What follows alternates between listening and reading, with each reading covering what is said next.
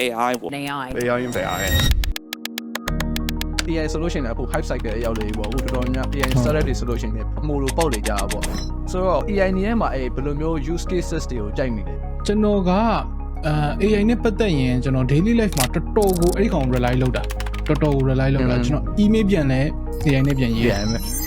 ဟုတ်တယ်ကိုက conversational တွားနေတာမဟုတ်ဘူးဆိုတဲ့ဟာမှန်တယ်များတော်တော်များများတော့ဟာအကုန်လုံး AI နဲ့ပြန်ရေးတယ် professional English setting ရောက်သွားပြီဆိုလို့ရှိရင်အဲ့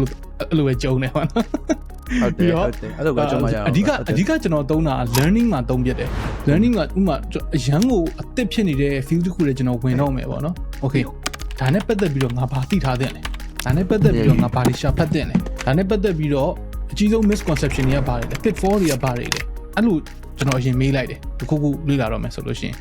အဲ့ဒီကနေမှထွက်လာတဲ့ဟာတွေကိုကိုက consume လုပ်ရတာအများကြီးကိုတက်တာစေတယ်ချိန်ကုန်လူကုန်တက်တာစေတယ်ဥပမာအဖြစ်ဗျာကျွန်တော်တို့အရင်တုန်းကအဲ့လိုမျိုးလုပ်မယ်ဆိုလို့ရှိရင်ကျွန်တော်တို့ကလူတွေကိုမေးရတာဒါပေမဲ့လူတွေမှာကကျွန်တော်တို့အများတန်းလို့ကိုရီမေးသလိုကိုရီမေးတဲ့အတိုင်းကိုရီလိုချင်တဲ့အဖြေတိုင်းပြန်ဖြေပေးမဲ့လူဆိုတာမရှိဘူးထားပါတော့ဆရာပဲထားပါတော့ဗောနော်ဒီဆရာကမေးတယ်နားလေလားဗာမေးခွန်းရှိလဲဘယ်တော့မှကျွန်တော်တို့မမေးဘူးလေဟုတ်တယ်မလားနားလေတယ်လို့ပဲပြောတာပဲပြီးတော့မှကိုယ့်ဘာသာကိုကြုံကုန်ဟိုမှဖြစ်ပြီးရှာတာပဲအဲကျွန်တော်အဲ့ဒါပြန်စဉ်းစားကြည့်တာဗောနော်ကိုယ့်ဘာသာကိုဘာဖြစ်လို့ तू ကနားလေလား तू ကမေးခွန်းကို expect လုပ်နေတဲ့အချိန်မှာငါဘာဖြစ်လို့မေးခွန်းမမေးတာလဲဗောဆိုတဲ့အချိန်မှာကျွန်တော်မှာအဖြေနှစ်ခုရှိလဲအဖြေနှစ်ခုတွေမှာဘာလို့တစ်ခုကရှက်တာရှက်တာနဲ့ကြောက်တာနဲ့ဗောနော်နှစ်ခုလုံးပဲတွဲလိုက်မယ် तू တင်နေတဲ့အချိန် तू ပြောပြတဲ့အချိန် तू အရင်တုန်းကပေးခဲ့တဲ့ resource တွေနဲ့သူလုပ်လိုက်တဲ့ efforts တွေနဲ့ကိုငါအပြည့်အဝအသုံးမချဘဲနဲ့အခုကြတော့မှနားမလည်ဘူးဆိုလို့ရှိရင်သူများငါ့ကိုစိတ်ဆိုးသွားမလားဒါမှမဟုတ်မင်းကကွာဒီလောက်လေးတော့မသိရကောင်းလားဆိုပြီးတော့ပြောမလားအဲ့လိုရှက်တဲ့စိတ်လည်းပါတယ်ပေါ့နော်ဒုတိယတစ်ချက်ကကြတော့ရှက်လို့လည်းမဟုတ်ဘူးကြောက်လို့လည်းမဟုတ်ဘူးဒါပေမဲ့သူပြန်ဖြေမဲ့အဖြေကိုကွာသိနေလို့တချို့ဆရာတွေရှိတယ်ကျွန်တော်တို့ကျောင်းမှာဆိုလို့ရှိရင်မေးလိုက်တယ်သူဖြေလိုက်တဲ့အဖြေကဘယ်တော့မှယူဆူးမဖြစ်နေဘူးဆိုတော့သူ့ဘက်က response ကဘယ်လိုလာမလဲဆိုတာကိုသိနေပြီဖြစ်တဲ့အတွက်ကိုကမေးခွန်းရှိနေတော့မမေးတော့ဘူး AI မှာအဲ့ပြဿနာမရှိဘူးသူ့အားမနာတယ်သိရမလားအားမနာတယ်ကြုံလို့ရငဲကြည့်နေကြမလို့ဘူးဗျာဒီလား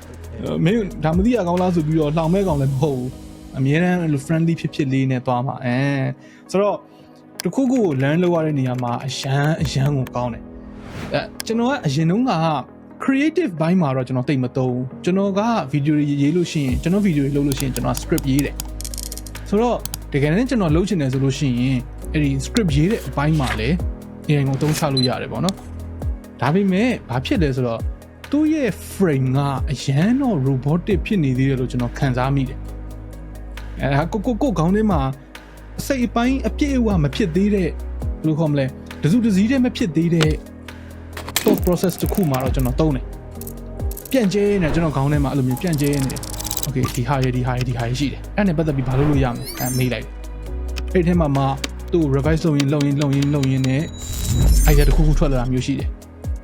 အဲ့ဒါမျိုးတော့သုံးလို့ရတယ်ပေါ့နော် scripting အစအဆုံးတော့သုံးလို့မရဘူးအစအဆုံးသုံးလို့ရပြီဆိုလို့ရှိရင်လည်းကျွန်တော်မလိုတော့ဘူးဟုတ်တယ်မှန်တယ်ကျွန်တော်မလိုတော့ကျွန်တော် deep fake နဲ့နော်ကျွန်တော်အတန်နဲ့သူ့ရေခိုင်လိုက်ပြီးထိုင်တင်နေလိုက်တော့ပြီးသွားပြီလား